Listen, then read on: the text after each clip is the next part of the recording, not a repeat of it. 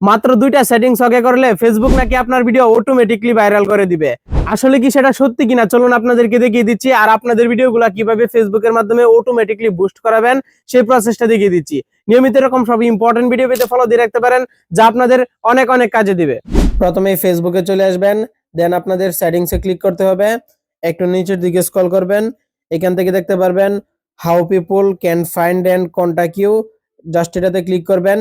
এবার এখান থেকে আপনি দুইটি সেটিংস দেখতে পারবেন। প্রথমে দেখতে পারবেন allow search engines outside Facebook to link to your page.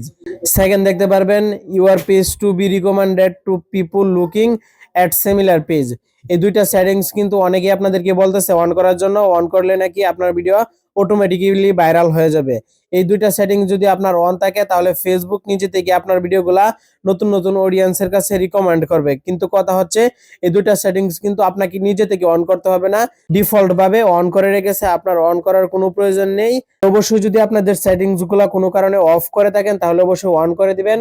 আর এই সেটিংস গুলা ফেসবুক ডিফল্ট ভাবে অন করে দেয়, এগুলা নিয়ে টেনশন করার কোনো কারণ নেই। অনেক